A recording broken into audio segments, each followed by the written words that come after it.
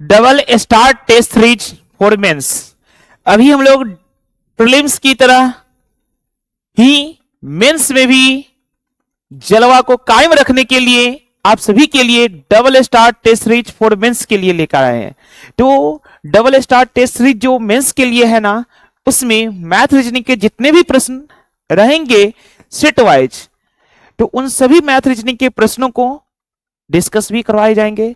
तो आज के इस सेशन में हम सभी double star test series for mains के लिए हम लोग सेट पेपर 2 इस वीडियो में डिस्कस करने वाले हैं।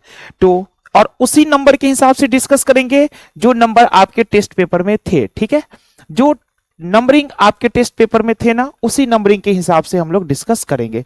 तो आ जाइए हम लोग शुरुआत करते हैं टेस्ट पेपर 2 में। चलिए देखो, रूट 3 10 है। तो देखो मेरे भाई, रूट 3, अच्छा याद करो बचपन में हम लोग नहीं 10a बराबर रखते थे। 10a बराबर आपको याद है क्या मेरे भाई? 10a बराबर होता है साइन ए बटे का कॉस ए। अगर यही चीजें आपसे कोई ये पूछ ले मेरे भाई, कॉट ए, कॉट ए बराबर क्या हो जाएगा मेरे भाई? कॉस ए बटे का साइन ए, कॉस ए बटे का साइन ए। तो ध्यान से देखो ना, 10a, 10a के बजाय हम लोग क्या लिख सकते हैं मेरे भाई? साइन ए बटे का कॉस ए, साइन ए बटे का कॉस ए, साइन ए बटे का कॉस ए बराबर कितना? 3। अच्छा एक बात बताओ, 3 को हम लोग रूट 3 इंटू रूट 3 भी तो लिख सकते हैं कि नहीं लिख सकते? बिल्कुल लिख सकते हैं। रूट 3 इंटू रूट 3 कितना हो जाएगा? 3 हो जाएगा साइन ए। अब जरा देख, ध्यान से देखो मेरे भाई, देखो साइन से तो साइन कट जाएगा और एक रूट 3 से रूट 3 भी कट जाएगा। तो फिर अगर हम सभी ध्यान से देखेंगे इधर हुआ क्या, हम लोगों के साथ हुआ क्या? तो 1 by cos A, 1 by cos A क्या बन जाएगा मेरे भाई? सेक ए। सेक ए बराबर कितना बन गया? रूट 3। सेक ए बराबर रूट 3 बन गया।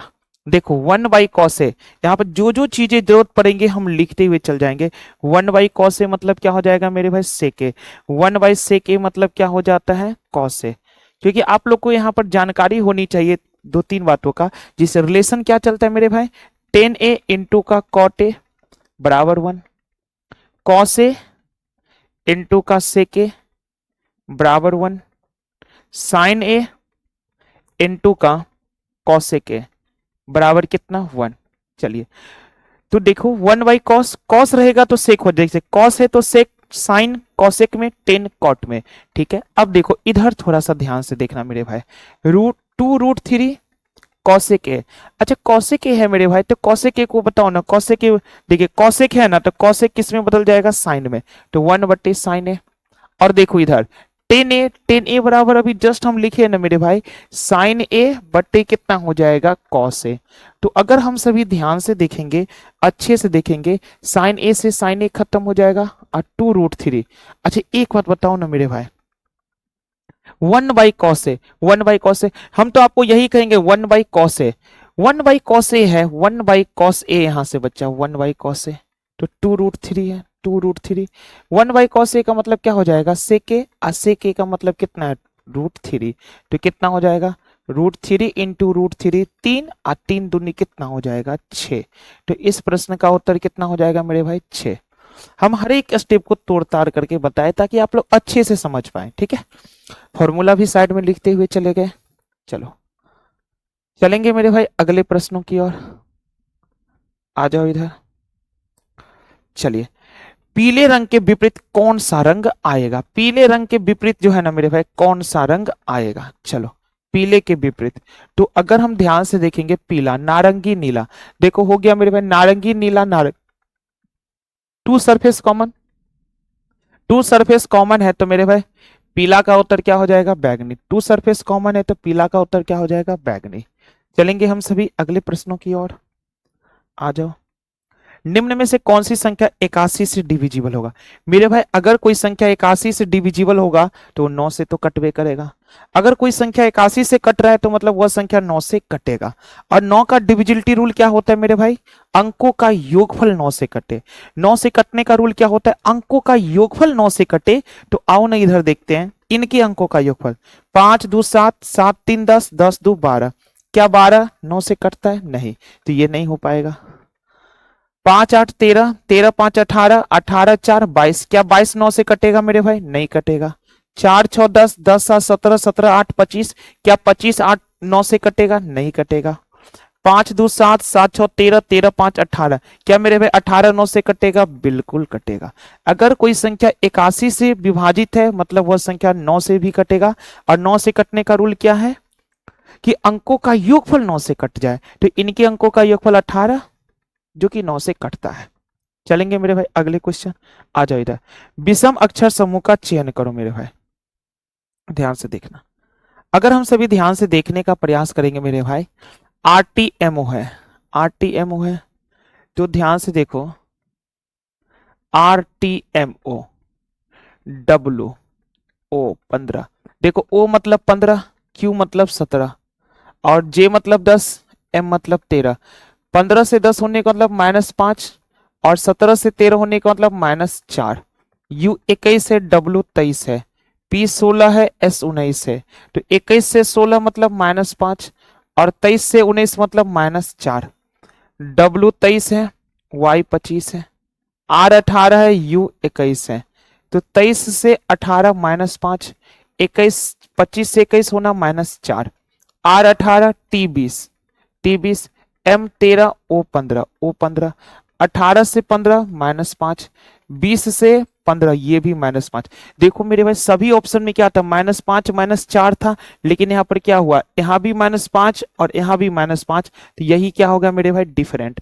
यानी ऑप्शन ए क्या है? सही उत्तर है। चलेंगे हम सभी पुनः अगले प्रश्नों की ओर। आ जाओ मेरे भाई 21 के बाद। इस क्वेश्चन में अगर हम सभी ध्यान से देखेंगे ना, देखो क्या लॉजिक है मेरे भाई। भी है, भी मतलब 22 है, R मतलब 18 है और Y मतलब 25 है, U मतलब 21 है।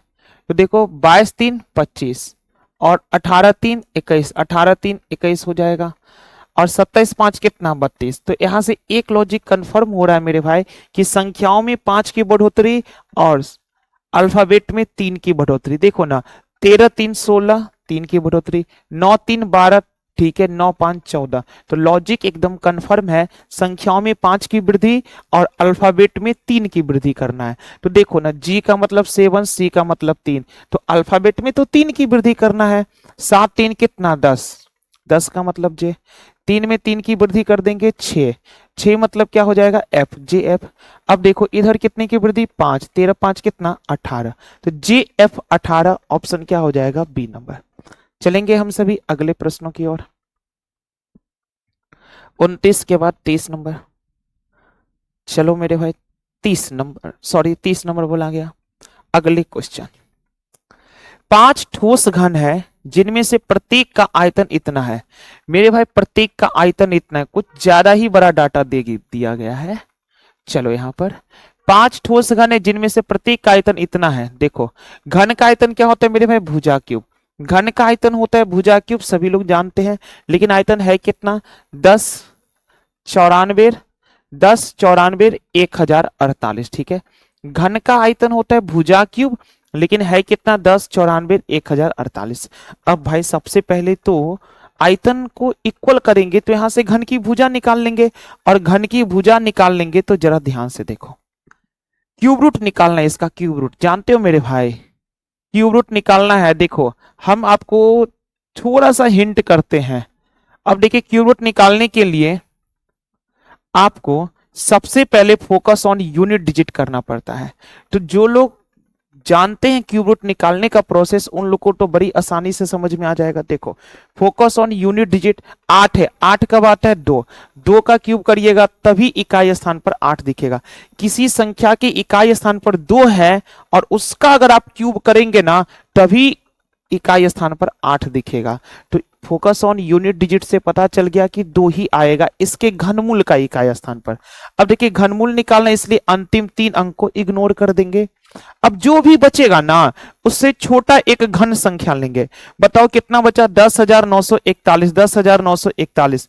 तो 10,941 से छोटका घन संख्या क्या होता है आपको मालूम होनी चाहिए? 20 का 8,000, 21 का 9261 और 22 का 10,600, 22 का 10,648 समथिंग में होता है।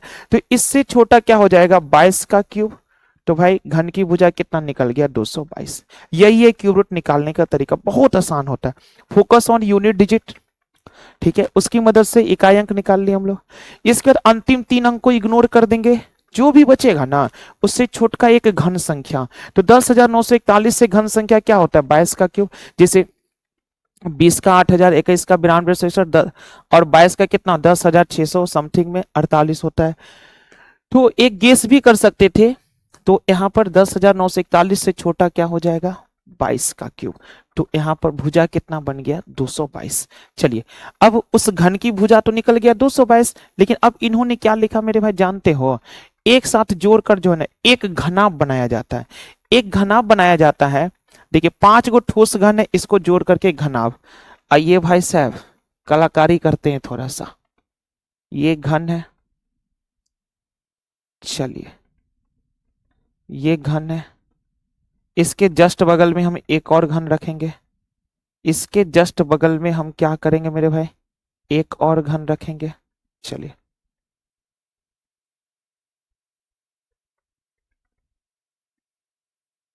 दो घन हो गया, इसके बगल में एक और रखेंगे।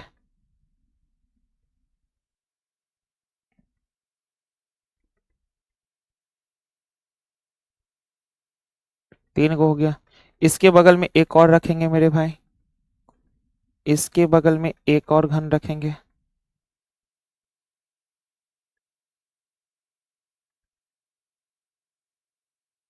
चौथा घन हो गया, इसके बगल में एक और घन रखेंगे। फिगर पढ़ने में मजा आ रहा है भाई, एकदम सही फिगर पड़ रहा है, क्योंकि अभी हम रिकॉर्ड कर रहे हैं वीडियो, मजा आ रहा है फिगर पढ़ने। जानते इतना शानदार फिगर नहीं पड़ता है, हड़बड़ा जाते हैं, लेकिन अभी अच्छा से पड़ गया। चलिए तो 5 गो घन को सटा सटा के रख लिए, तो भाई घन की भुजा था 222। देखिए मेरे भाई 222 था, तो ये 222 मिलके देखे 1 2 3 4 5, 5 गो घन है, तो 222 पंचे कितना हो जाएगा 222 पंचे बताओ मेरे भाई। 222 पंचे 22 पंचे 110 यानी 1110। तो ये जो आपको एक घनाभ दिखा, घनाभ की लंबाई तो आ गया आपको 1110। देखो घनाभ की लंबाई 1110, लेकिन चौड़ाई में कोई परिवर्तन नहीं होगा, वही 222 होगा, और ऊंचाई में भी कोई परिवर्तन नहीं, वही 222 हो जाएगा। ठीक है, बस लंबाई इंक्रीज करते ही रहता है, जितना घन है उतना बैठाते। हमने आपको जानबूझ करके एक के बगल में एक रखते चले गए, लेकिन क्वेश्चन बनाने के लिए थोड़े ना पारने की आवश्यकता है, हम आपको समझाने के लिए। ठीक है, ऐसे क्वेश्चन को आप कैसे बनाओगे, घन की भुजा निकल गया, जो घन की भुजा निकलेगा ना वही इसकी चौड़ाई और ऊंचाई वही होता है, बस लंबाई बढ़ता है। अब लंबाई कैसे बढ़ेगा, जैसे 5 गो घन है ना तो 222 का 5 गुना, 4 गो घन रहता तो 222 का 4 गुना, लंबाई हम उतना गुना कर देंगे जितना घन रहेगा। ठीक है, अब देखो हमसे क्या पूछा, घनाभ का पार्श्व पृष्ठीय क्षेत्रफल। मेरे भाई घनाभ का पार्श्व पृष्ठीय क्षेत्रफल का मतलब है घनाभ के चारों दीवारों का क्षेत्रफल। घनाभ का पार्श्व पृष्ठीय क्षेत्रफल, घनाभ का पार्श्व पृष्ठीय क्षेत्रफल, घनाभ का पार्श्व पृष्ठीय क्षेत्रफल क्या होगा 2 into L plus B into का एच।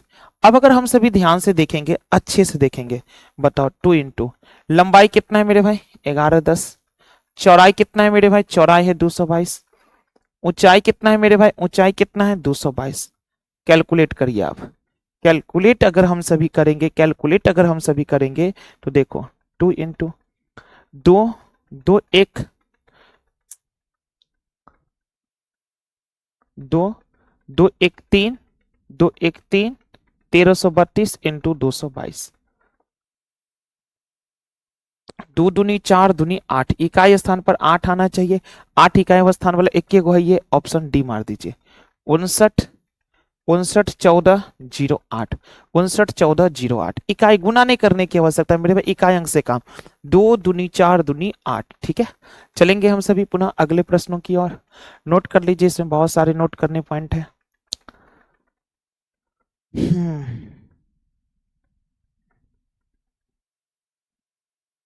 ये फिगर पारने की आवश्यकता नहीं था, बस हम आपको समझाने के उद्देश्य से फिगर पा रहे थे। ठीक है, आप इसको कोई बात नहीं है, फिगर नहीं भी पारिएगा तो भी कोई दिक्कत नहीं, हम आपको बता दिए जो घन की भुजा रहेगा ना वही उस घनाभ का चौड़ाई और ऊंचाई वही बनेगा, बस लंबाई चेंज हो जाएगा। जितना घन को सटाएंगे उतना गुना कर दीजिए। जैसे 2 गो घन रहेगा 2 गुना, 3 गो घन रहेगा 3 गुना, 4 गो रहेगा 4 गुना, 5 गो रहेगा 5 गुना। ठीक है, फिलहाल आकृति मेहनत किए थे तो मिटाना तो नहीं है था। चलेंगे अगले क्वेश्चन, आ जाइए। कल्पना और सुधा ने एक ही परीक्षा में क्रमशः 621 और 522 अंक प्राप्त किए। कल्पना और सुधा ने एक ही परीक्षा में क्रमशः 621 और 522 अंक प्राप्त किए। देखो, कल्पना को 621 अंक मिला और कल्पना के साथ कौन है, सुधा को 522 अंक। कल्पना ने 69%, देखिए कल्पना ने 69% मार्क्स लाई, लेकिन वो लाई कितना है, 621। तो भाई साहब 1%, 1% का मतलब अगर हम लोग निकाल लेंगे 69 नम्मा, तो 1% का मतलब 9 नंबर है। तो सुधा ने कितना नंबर लाई है, 522 नंबर। तो एक बात बताओ ना मेरे भाई, 9 नंबर का मतलब है 1%, 9 नंबर का मतलब 1% है। तो कोई 522 नंबर लाए, कितना गुना है, देखो इसको काटो तो मेरे भाई, 9 पंचे 45, 52 में से 45 जाएगा, 7 पर 2, 9 अट्ठे 72, यानी इधर 58 गुना है। तो 1 का 58 गुना कर देंगे, कितना, 58%। तो 1% का मतलब 9 है, तो 58% का मतलब 522, यानी सुधा ने 522 मार्क्स लाई, लेकिन परसेंट में वो कितना परसेंट लाई है, 58% मार्क्स। चलेंगे मेरे भाई अगले प्रश्नों की ओर। चलो, 40 के बाद अगले क्वेश्चन है 46। देखो यहां पर देखना मेरे भाई, शहर जे जो है ना, शहर एम के पश्चिम में है। शहर जे जो है ना, शहर एम के पश्चिम में, शहर जे शहर एम के पश्चिम में। शहर एन जो है ना, एम के दक्षिण में। शहर एन जो है ना, शहर एन जो है ना, शहर एन शहर एम के दक्षिण में। शहर के एन के पश्चिम में। शहर के जो है ना, एन के पश्चिम में। शहर के जो है ना, एन के पश्चिम में। शहर के कौन है मेरे भाई, एन के पश्चिम में। देखो, शहर जे एम के पश्चिम में, और शहर एन एम के दक्षिण में, और शहर के जो है ना मेरे भाई, शहर के जो है ना, शहर के वो शहर एन के पश्चिम में है। और शहर एल जो है ना, शहर एन के दक्षिण में। शहर एल, सुनो ध्यान से मेरे भाई, शहर एल जो है ना, शहर एन के भी दक्षिण में। शहर एल जो है ना, शहर एन के दक्षिण में है। तो शहर के सापेक्ष एल किधर है मेरे भाई, के सापेक्ष एल किधर है, के सापेक्ष एल किधर है, के सापेक्ष एल किधर, देखो ये हो गया पूरब, ये हो गया पूरब, ये हो गया दक्षिण। तो ये इसके बीच में आ रहा है, तो क्या हो जाएगा, दक्षिण पूरब, यानी उत्तर क्या हो जाएगा मेरे भाई, डी नंबर। चलेंगे अगले क्वेश्चन की तरफ। 46 के बाद चलेंगे मेरे भाई 47।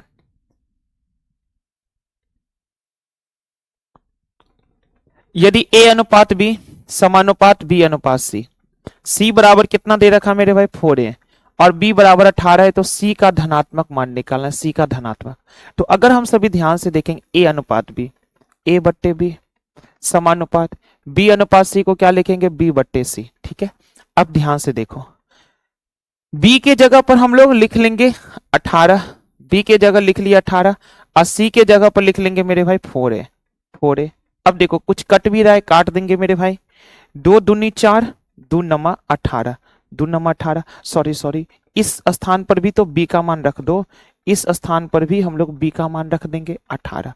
ठीक है, अब देखो यहां पर फिर से कट जाएगा ना, 2 नमा 18, 2 नमा 18। ठीक है, अब देखो 1 गुने 1 कितना, a स्क्वायर, और इधर 9 नमा 81, तो a का मान कितना हो जाएगा, 9। अगर a का मान 9 हो गया, तो हमसे c का मान पूछा, और इधर देखो ना, इधर देखो, इधर c बराबर कितना है, 4a, तो 4 इंटू a के स्थान पर कितना, 9, और 9 चौका कितना हो जाएगा, 36, 9 चौका 36। चलेंगे अगले क्वेश्चन 49 के बाद 50। चलो, महेश एक बैंक से 3100 रुपया निकालता है। महेश एक बैंक से जो है ना मेरे भाई 3100 रुपया निकालता है। उसे 50 रुपया और 100 रुपया के कुल 34 गो नोट दिया है। तो 50 रुपया के नोटों की संख्या, देखो मेरे भाई उसे कुल 34 गो नोट मिला है। ठीक है, 3100 रुपया बैंक से निकालने के लिए गए ना, तो बैंक वाला ने 50 रुपया और 100 रुपया के नोट दिया। तो 50 रुपया और 100 रुपया के टोटल नोट कितना है मेरे भाई, 34 है। और उसे 50 रुपया के नोटों की संख्या तो देखिए उसे टोटल 34 गो नोट मिला। जिसमें 50 रुपया वाला के नोट x है, तो बाद बाकी कितना रुपया वाला 100 रुपया वाला नोट होगा। तो 34 में से 50 रुपया वाला x नोट है, तो बाद बाकी कितना होगा 100 रुपया वाला नोट। ठीक है, तो 50 रुपया वाले नोटों की संख्या x है, तो 100 रुपया वाले नोटों की संख्या कितना होगा 34 माइनस का x। अब देखो मेरे भाई कीमत, टोटल कीमत कितना है मेरे भाई 3100। तो देखो अगर 50 रुपये वाला x नोट है तो टोटल इतना रुपया हो जाएगा।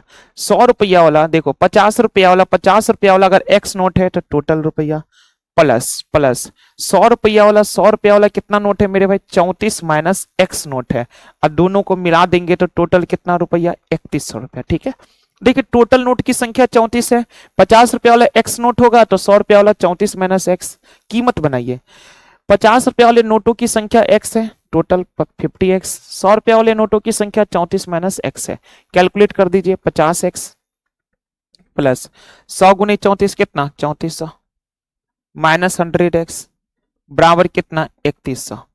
अब अगर हम सभी ध्यान से देखेंगे 3400 में से 3100 घटा इधर 300, और एक चीज देखो ना इधर माइनस 50x है और इधर कितना है माइनस 100x। इधर देखो, इधर थोड़ा ध्यान से देखना, अगर हम इसको लिख करके घटा देते, ठीक है, ये 3400 और ये इधर 3100 आके घट जाएगा। अब जरा ध्यान से, ये माइनस 100 उधर जाएगा प्लस, और ये 50x इधर आएगा माइनस 50x, तो 300 बराबर 100 में से 50 गया 50x और 50 छक्के 300। तो भाई 50 रुपए के नोटों की संख्या कितना है 6 है। आप इस क्वेश्चन को बाय ऑप्शन भी कर सकते थे मेरे भाई, बाय ऑप्शन। जैसे इस क्वेश्चन को अगर हम बाय ऑप्शन ट्राई करते हैं, ध्यान से देखो, बाय ऑप्शन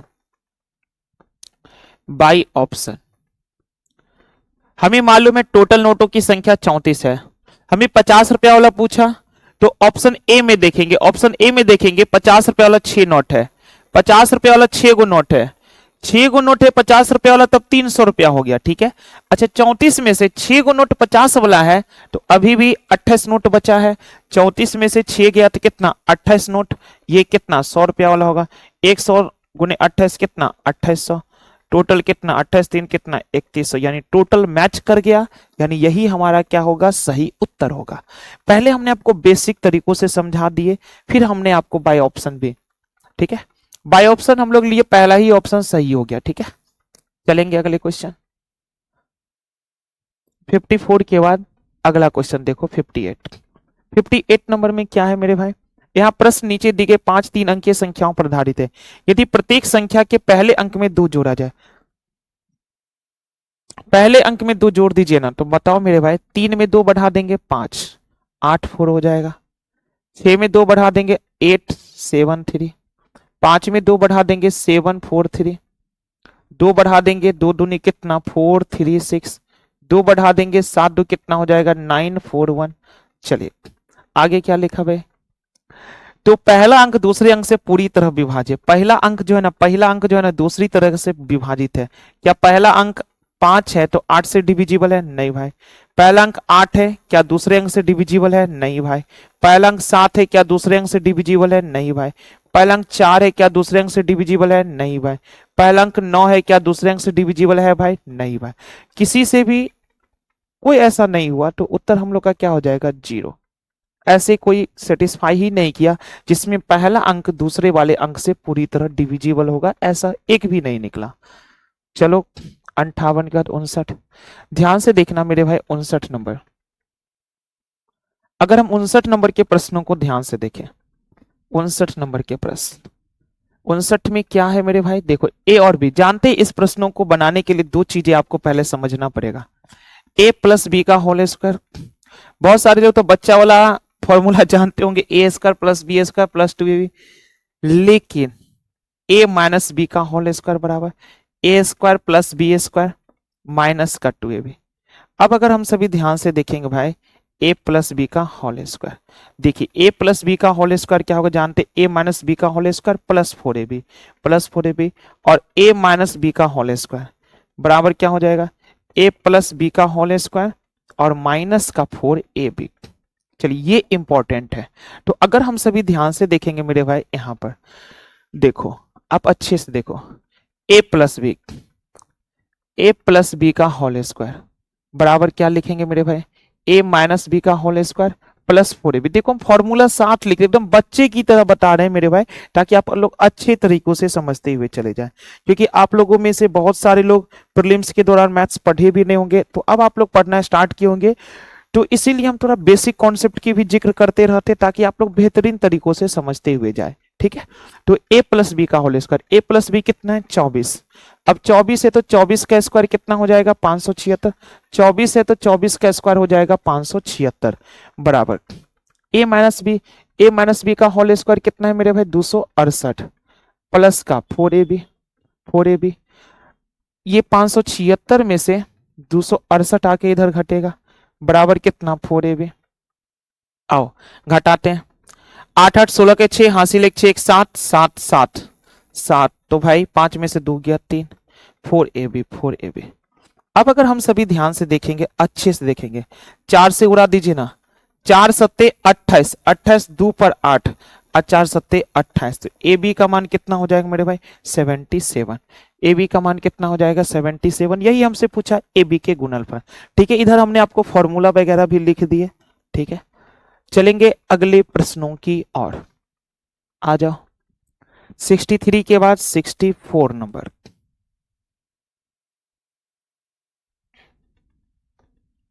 चलिए ध्यान से देखिएगा मेरे भाई, त्रिभुज एबीसी में, त्रिभुज एबीसी में, त्रिभुज एबीसी, त्रिभुज एबीसी, त्रिभुज एबीसी में जो है ना डीई पैरेलल एसी है, DE parallel AC, DE parallel AC, तो डीई पैरेलल क्या हो जाएगा एसी, डीई पैरेलल एसी, जिसमें डी और ई जो है ना A B, DE A B और ई कहाँ है मेरे भाई बीसी पर स्थित है। ठीक है, बीडी 12 दे रखा है, बीडी 12 है। ठीक है, एडी 11 दे रखा है, एडी कितना 11 दे रखा है। मेरे भाई देखो, जब कभी भी इस प्रकार के क्वेश्चन आए तो यहां पर एक बहुत ही नॉर्मल सी थ्योरम यूज होगा कि कंप्लीट लंबाई कितना 12 11 कितना 23। देखो सबसे पहले दो ट्रायंगल बन रहा है, एगो ये ब्लू कलर का ट्रायंगल, एगो ये ब्लू कलर का ट्रायंगल है, और एगो करिया कलर का ट्रायंगल है बड़का वाला। एगो ब्लू कलर का ट्रायंगल है, एगो करिया कलर का बड़का ट्रायंगल है। ये दोनों ट्रायंगल अपने आप में सिमिलर ट्रायंगल होगा, सिमिलर ट्रायंगल, क्योंकि ये एंगल इस एंगल के बराबर, ये एंगल इस एंगल के बराबर, और ये वाला एंगल दोनों में क्या है उभयनिष्ठ है, उभयनिष्ठ है, दोनों में एक कॉमन आ गया, कॉमन। तो ये ब्लूका ट्रायंगल के तीनों कोण और ये करिया ट्रायंगल के तीनों कोण आपस में बराबर है, तो ए समरूपता नियम से ये दोनों ट्रायंगल आपस में समरूप हो गए। और जब कभी भी दो ट्रायंगल समरूप होते हैं ना, तो उनके एरिया का रेशियो उनके कोरेस्पॉन्डिंग किसी भी चीज के वर्ग के बराबर होता है। एरिया का रेशियो उनके कोरेस्पॉन्डिंग किसी भी चीज के रेशियो के वर्ग के बराबर।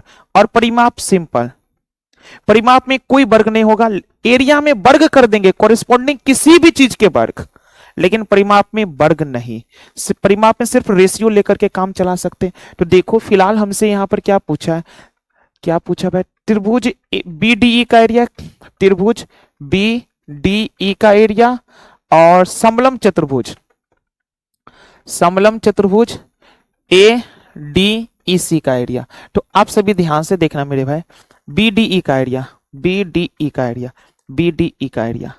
अब अगर हम सभी देखें बी डी ई का एरिया, देखो बी डी एरिया, देखो इस वाले एंगल के सम्मुख भुजा कितना है 12, तो एरिया का मतलब होता है 12 का स्क्वायर। हम पहले बी डी का तो आसानी से निकाल सकते हैं 12 का स्क्वायर। आप चतुर्भुज का एरिया डायरेक्ट नहीं निकाल सकते मेरे भाई। इस चतुर्भुज का एरिया कैसे निकालोगे जानते हो मेरे भाई, एक करिया ये वाला पार्ट, ये पार्ट आप कैसे निकालोगे, पूरे त्रिभुज के क्षेत्रफल में से ये छोटकिनमा त्रिभुज घटा दीजिएगा ना, तो बचेगा ये वाला त्रिभुज।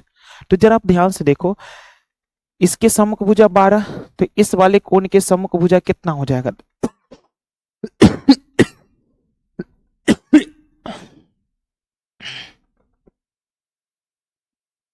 इस वाले कोण के सम्मुख भुजा 12 है, तो इस वाले कोण के सम्मुख भुजा कितना हो जाएगा बताओ, पूरा कितना है 23, 23 है।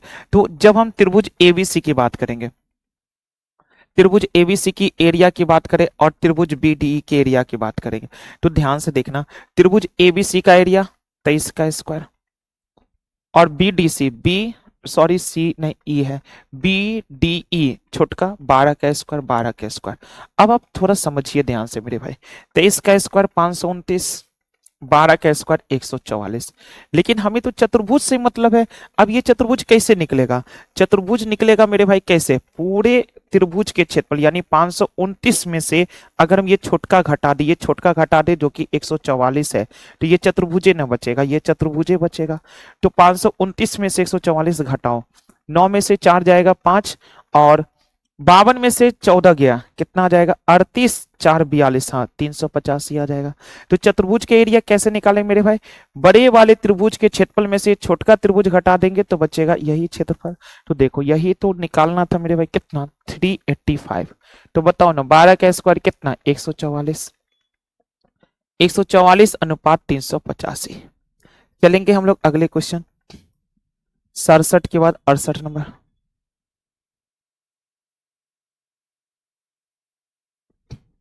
सड़सठ के बाद 68 नंबर। चलो भाई 67 के बाद अगले क्वेश्चन 75 नंबर। देखो मेरे भाई, अगर हम सभी 75 की बात करेंगे ना, 75, और ये क्वेश्चन में जहां तक मुझे अनुभव है, स्मरण है कि ये 7 की जगह 9 है। ठीक है, क्वेश्चन बनाने वालों ने यहां पर गलती कर दिए थे मेरे भाई, 7 नहीं बल्कि 9 है। टाइपिंग एरर कह सकते हैं थोड़ा सा। चलो अब अगर हम सभी ध्यान से देखेंगे, बहुत बेहतर प्रश्न है ये, थोड़ा सा कह सकते हो। 182 किलोमीटर की दूरी तय करने में सलज जो है ना केबिन से 4 घंटे ज्यादा, ये सलज है, सलज केबिन से 4 घंटे ज्यादा। ये केबिन x घंटा ले रहा है तो सलज कितना लेगा? 4 घंटे ज्यादा, यानी x+4। फिर देखना, सलज अपनी गति दोगुनी कर दे। सलज क्या करता है? अपनी गति को दोगुना कर दिया। ठीक है, सलज अपनी गति को दोगुना, तो सलज अगर अपनी गति को दोगुना कर दे तो केबिन से 9 घंटे कम। देखो सलज, सलज की गति दोगुना हो गया मेरे भाई, पहले इसकी गति 1, अब इसकी गति दोगुना। ये क्या है? स्पीड। सलज ने अपनी गति दोगुना कर दिया। देखो पहले सलज केबिन से 4 घंटा ज्यादा लेता था, तो सलज को लगा कि भाई 4 घंटा हम ज्यादा ले रहे हैं, तो सलज ने अपना गति डबल कर दिया। अब गति डबल कर दिया तो इसका परिणाम क्या हुआ? उसे केबिन से 9 घंटा कम में लगा। जैसे ही इन्होंने अपनी गति को डबल किया ना, तो केबिन से 9 घंटा कम, केबिन x, तो 9 घंटा कम मतलब x-9 घंटा, x-, पहले इसे 4 घंटा ज्यादा लग रहा था और अब इसे 9 घंटा कम लग गया। क्यों 9 घंटा कम लगा? क्योंकि इन्होंने अपनी रफ्तार को दोगुना कर दिया। स्वाभाविक सी बात है, रफ्तार दोगुना करेगा समय तो कम लगवे करेगा। ठीक है, अब देखो तो भाई साहब रफ्तार दोगुना किया है, समय कम हो गया, लेकिन डिस्टेंस तो कोई परिवर्तन नहीं, यानी डिस्टेंस क्या है? समान है। अगर डिस्टेंस जब समान रहता है तो मेरे भाई स्पीड का उल्टा क्या हो जाएगा? टाइम। स्पीड का उल्टा टाइम। तो 1:2 का उल्टा क्या हो जाएगा? 2:1। तो देखो ना, पहले इसे 2 समय लगता था, पहले से 2, ये क्या मेरे भाई? पूर्व वाला चाल, और ये क्या? रफ्तार बढ़ाने के बाद वाला। ये क्या मेरे भाई? बढ़ाने के बाद वाला। देखो पहले इसका चाल 1 था तो बढ़ा के 2 हुआ ना, तो पहले इसे 2 समय लगता तो अब इसे 1 समय लग रहा है। कितना कम लगा? 1। तो भाई रेशियो में तो इधर 1 कम समय लग रहा है, लेकिन इधर देखिए ना डाटा में, पहले 4 ज्यादा और अब 9 कम। तो भाई 9 4 कितना? 13, यानी इसे पहले की तुलना में 13 घंटा कम लग रहा है। देखो मेरे भाई +4 से बदल गया -9, तो +4 से -9 बदलने का मतलब क्या होता है? 13 की कमी आना। ठीक है, तो यहाँ रेशियो में 1 का कमी, लेकिन यहाँ कितना? 13 घंटे का कमी आया, 13 घंटे का कमी। तो एक बात बताओ, एक बात बताओगे मेरे भाई, सलज पहले कितना समय ले रहा था? 2 रेशियो। सलज का पूर्व वाला समय कितना? 2 रेशियो। तो 1 रेशियो 13 घंटा, तो 2 रेशियो कितना हो जाएगा मेरे भाई? 26 घंटा। 2 रेशियो 26 घंटा, यानी सलज का पहले वाला समय कितना है? 26 घंटा का, 26 घंटा का। सलज का पहले वाला समय कितना है? 26 घंटा का, लेकिन ये है कितना? x+4 का मान। हमें इससे कोई मतलब नहीं। हमें सलज का पहले वाला समय 26 घंटा निकला, जो कि कितने के बराबर, x प्लस 4 के बराबर। तो आप सभी यहां से x का मान भी निकाल सकते थे 22, लेकिन हमें 22 से कोई मतलब नहीं, क्योंकि हमें सलज की ही गति पूछा है। तो सलज के द्वारा लिया गया पहले वाला समय कितना है, 26 घंटा, और ये 26 घंटा मतलब x प्लस 4 का वैल्यू है। तो निकालो ना मेरे भाई, चाल निकालना है। चाल बराबर दूरी बट्टे समय, समय कितना है 26, और 26 सत्ते 182 आ जाएगा। ऑप्शन क्या आ जाएगा मेरे भाई, ए नंबर। चलेंगे हम सभी अगले प्रश्नों की ओर। आ जाओ मेरे भाई, 75 के बाद चलेंगे हम सभी 76 नंबर।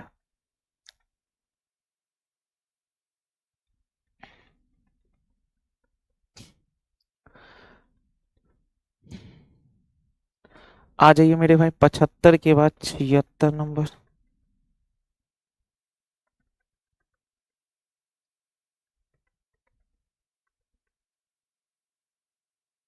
चलिए, इस क्वेश्चन की अगर हम बात करेंगे ना मेरे भाई, देखो क्या है यहाँ पर, टू टू बताओ, 4 में दो दो दूनी 4, तो 2x² 2x² माइनस का 21x प्लस 15 फिर देखना माइनस 4x² और 4 पंचे 20x, और माइनस माइनस क्या हो जाएगा प्लस, तो 15 चौका 60, 15 चौका 60। इधर देखना, दो दूनी 4x², 21 दूनी का 42x, और 15 दूनी कितना 30, minus 4x² minus 20x plus का 60, माइनस 4x² से प्लस का 4x² कट जाएगा, 42x और 20x, 42 20 कितना 62x, 60 30 कितना 90, माइनस 62x प्लस का 90। ऑप्शन क्या हो जाएगा मेरे भाई, सी नंबर। चलेंगे हम सभी अगले प्रश्नों की ओर। 77 के बाद अगला नंबर देखो मेरे भाई कौन सा है।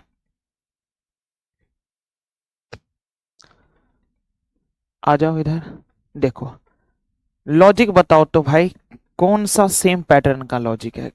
अगर आप देखोगे मेरे भाई, 49 से 13, या फिर इधर देखो माइनस 75 माइनस 13 62, 62 में से 13 कम 49, 61 में से 13 कम 48, 48 में से 13 कम 35, तो 13 कम इधर है लेकिन इधर नहीं है, 13 कम है 13 कम है, हाँ 13 कम 79, 79 3 82 10 92 ठीक है, और इसमें 13 कम 66 3 69, ओके ऑप्शन सी सही है। 13 कम हो रहा है मेरे भाई, 13 कम हो रहा है, ठीक है, और किसी भी ऑप्शन में 13 कम नहीं हो रहा है।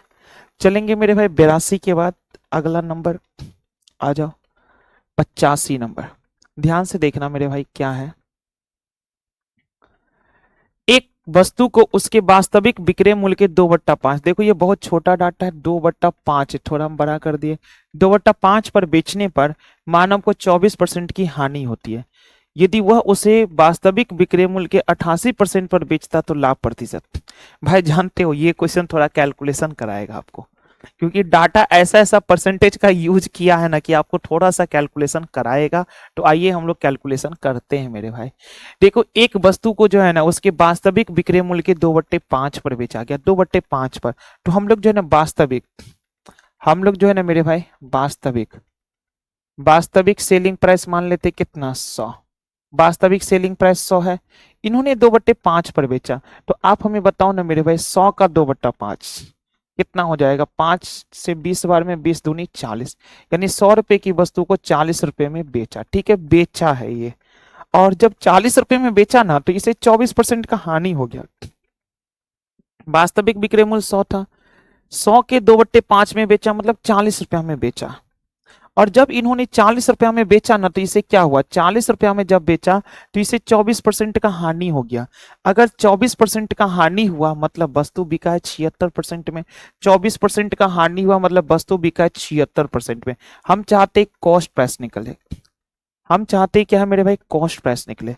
तो कॉस्ट प्राइस अगर निकालना चाहेंगे तो थोड़ा कैलकुलेट करोगे मेरे भाई, तो 4 से 19 बार में, और 4 से इसको काटो 4 से 10 बार में, तो 100 गुने 10 कितना 1000/19, ये निकल गया मेरे भाई क्या, कॉस्ट प्राइस। तो हम लोगों ने कॉस्ट प्राइस निकाल लिया, ठीक है, ओके कॉस्ट प्राइस डन। अब इन्होंने लिखा है यदि वह उसे वास्तविक विक्रय मूल्य के 88% पर बेचता, वास्तविक विक्रय मूल्य के 88% पर बेचता, तो वास्तविक विक्रय मूल्य 100 का 88%, मेरे भाई 100 का 88% निकालोगे कितना आ जाएगा 88, और ये क्या हो जाएगा हम लोग का सेलिंग प्राइस। सेलिंग प्राइस 88 है, कॉस्ट प्राइस कितना है 1000 बट्टे का 19। तो हमसे क्या पूछा लाभ प्रतिशत, तो भाई लाभ प्रतिशत निकालने के लिए तो हमें प्रॉफिट चाहिए ना, प्रॉफिट चाहिए। तो आओ ना मेरे भाई प्रॉफिट निकाल लेते हैं। एक बात बताओगे मेरे भाई, प्रॉफिट प्रॉफिट बराबर क्या होता है selling price minus cost price, यानी विक्रय मूल्य माइनस क्रय मूल्य। तो विक्रय मूल्य मेरे पास कितना है 88 और क्रय मूल्य मेरे पास कितना है 1000 बट्टे का 19। तो आओ कैलकुलेट करते हैं। देखो मेरे भाई 88 गुने 19 करना पड़ेगा, 19 अट्ठे 152 के 2 हासिल 15, 19 अट्ठे 152 प्लस 15 कितना 167। यानी देखो मेरे भाई 88 गुने 19 करोगे ना तो 1672, और 1672 में से अगर आप 1000 घटा दोगे तो कितना आएगा 672 बट्टी का 19, 672 बट्टी का 19। यानी हम लोगों को प्रॉफिट कितने का हुआ 672 बट्टी का 19 रुपये का प्रॉफिट हुआ। ठीक है, प्रॉफिट बराबर क्या विक्रय मूल्य माइनस का क्रय मूल्य। ठीक है, तो विक्रय मूल्य 88 है, क्रय मूल्य कितना है 1000 बट्टे 19, घटा दिए 19 गुने 88 1672 माइनस 1000 कितना 672 बट्टे का 19। प्रॉफिट भी निकल गया। अब हमें फाइनली प्रॉफिट परसेंट चाहिए, अब हमें फाइनली लास्ट स्टेप में चाहिए मेरे भाई प्रॉफिट परसेंट। तो प्रॉफिट परसेंट बराबर क्या प्रॉफिट इंटू 100 बट्टे cost price. Profit 672 profit into 100 बट्टे कॉस्ट प्राइस। कॉस्ट प्राइस हमारे पास कितना है कॉस्ट प्राइस किधर गया इधर 1000 बट्टे 19, 1000 बट्टे कितना आ जाएगा 19। अब देखो मेरे भाई अच्छे से ध्यान से देखोगे ना 19 से 19 कट जाएगा, 2 जीरो से 2 जीरो कट गया, और 672 में अगर हम 10 से भाग लगा दें कितना आ जाएगा मेरे भाई 67 पॉइंट का 2, यानी ऑप्शन कितना आ जाएगा ए नंबर। चलेंगे हम सभी अगले प्रश्नों की ओर। ये भी थोड़ा बेहतर प्रश्न था, कैलकुलेटिव लेवल का था थोड़ा सा। ठीक है, क्योंकि डाटा आसानी से कटने वाला नहीं था। देख रहे यहाँ फ्रैक्शन बच गया, अगर ये यहाँ पर कट जाता ना आसानी से तब तो ये और भी आसान हो जाता, लेकिन कोई बात नहीं। कभी कभी प्रश्न में कैलकुलेटिव भी प्रश्न आते हैं ताकि आपका समय थोड़ा वहां पर ज्यादा लगे। आप पिछले प्रश्न के दौरान पिछले एग्जाम में भी देखे होंगे तो गोला का आयतन सब दे दिया था दशमलव में निकालने के लिए, तो थोड़ा सा कैलकुलेटिव भी प्रश्न में आ जाते हैं कभी कदा। चलते हैं मेरे भाई अगले प्रश्नों की ओर। 85 की बात 85 के बाद 93 देखो। अगर हम 93 की बात करेंगे ना मेरे भाई, प्लस और माइनस आपस में बदल दिया जाए, गुना और भागा को आपस में बदल दिया जाए, प्लस और माइनस आपस में बदल दिया जाए, गुना और भागा को आपस में बदल दिया जाए, तो देखोगे गुना और भागा को बदलना है, प्लस और माइनस को बदलना है। ठीक है, तो 50 भागा की जगह गुना आ जाएगा, 6 माइनस की जगह प्लस आ जाएगा, प्लस की जगह माइनस आ जाएगा, और गुना की जगह भागा आ जाएगा। ओके, अब देखो ये बोर्ड मास का रूल लगाइए। तो सबसे पहले भागा का काम करेंगे, तो भाई देखो 25 छक्के 150 प्लस का 8 माइनस 4 पंचे 20, 4 पंचे 20, तो 150 प्लस 8 कितना 158 में से हम लोग 5 घटा देंगे कितना आ जाएगा 153। ऑप्शन क्या आ जाएगा बी नंबर। चलेंगे हम सभी पुनः अगले प्रश्नों की ओर। 93 के बाद अगले प्रश्नों को देखिए कितने नंबर है भाई 95। अगर हम 95 नंबर के प्रश्नों को देखेंगे मेरे भाई, एक बात बता सकते हो मेरे भाई, साइन थीटा बराबर 1/2 है।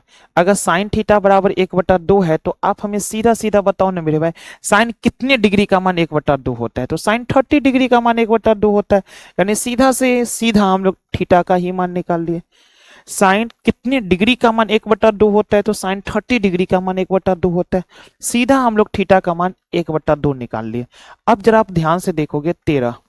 अच्छा, आपको ये भी बातें मालूम होनी चाहिए कोसेक स्क्वायर थीटा क्या होता है जानते हो मेरे भाई, साइन थीटा का जस्ट उल्टा, साइन थीटा का जस्ट उल्टा, या छोड़ो वो सब छोड़ो, बताओ कोसेक 30 डिग्री का मान, कोसेक 30 डिग्री का मान होता है 2, कोसेक 30 डिग्री का मान 2। देखो हम लिख भी देते हैं, उम्मीद करते हैं आप लोग को याद होना चाहिए मेरे भाई, 10th क्लास में है। कोसेक 30 डिग्री का मान 2, तो यहाँ वर्ग है, 2 का वर्ग 4, -3 इंटू, देखो मेरे भाई cot 30 है, आपको याद होनी चाहिए tan 30 1/√3, तो cot 30 कितना हो जाए, cot 30 का मान होता है √3।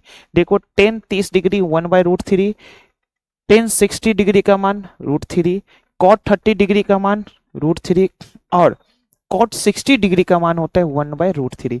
तो cot 30 डिग्री का मान √3 है, तो cot स्क्वायर है, तो √3 का वर्ग कर देंगे कितना, 3 - 15, 13 चौका कितना 52, 3 तिया 9 15। तो भाई ध्यान से देखोगे 52, 15 9 कितना 24, 52 में से 24 गया कितना आ जाएगा मेरे भाई 28। तो इस प्रश्नों का सही उत्तर कितना हो जाएगा 28। चलेंगे हम सभी पुनः अगले प्रश्नों की ओर। डायरेक्ट हम लोग थीटा का ही मान निकाल लिए।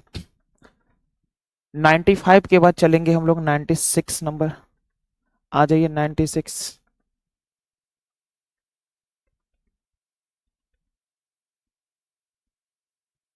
चलो, दी गई श्रेणी में प्रश्न चिन्ह के स्थान पर क्या होगा। अगर हम सभी ध्यान से देखें समझे, जानते हो मेरे भाई 178 से 142 36 का कमी, 142 से 117 25 का कमी, 117 से 101 16 का कमी, यहाँ पर मेरे भाई 9 का कमी। तो आपको दिख रहा होगा एक पूर्ण वर्ग संख्या 6 का वर्ग, 5 का वर्ग, 4 का वर्ग, 3 का वर्ग, तो अब आएगा मेरे भाई 2 का वर्ग। 2 का वर्ग कितना 4, 92 में से 4 गया कितना आ जाएगा मेरे भाई 88, यानी ऑप्शन क्या आ जाएगा डी नंबर, ऑप्शन क्या आ जाएगा डी नंबर। चलो मेरे भाई 100 नंबर यानी test set paper 2, set paper 2 में जितने भी मैथ रीजनिंग के प्रश्न आए थे हम आपको सभी मैथ रीजनिंग के प्रश्न करा दिए। उम्मीद करते हम सरल भाषा में आपको समझाने का प्रयास किए, यहाँ कोई ट्रिकबाजी हम आपको प्रयास करने का प्रयास नहीं किए, क्योंकि ट्रिकबाजी चलता है डेली टेस्ट पेपर समय, फाउंडेशन समय, क्योंकि वहाँ क्वेश्चन स्टूडेंट सब पढ़ते रहते हैं। ये आप लोग दरोगा वाले स्टूडेंट है तो आप लोग थोड़ा कम ही मैथ पढ़ते हैं, इसलिए हम बेसिक अंदाज में समझाने का प्रयास किए ताकि हर एक प्रकार के स्टूडेंट समझ सके। ठीक है, उम्मीद करते हैं आप लोगों को यह सेशन बहुत शानदार लगा होगा। हमने हर एक प्रकार के डिस्कस किए, सभी प्रश्नों में जो जानकारी था वो भी जानकारी हम आपको बताते हुए चले गए। तो पुनः हम सभी लोग मुलाकात करेंगे सेट पेपर 3 में। तो मिलते हैं पुनः अगले क्लास में। धन्यवाद सभी लोगों का।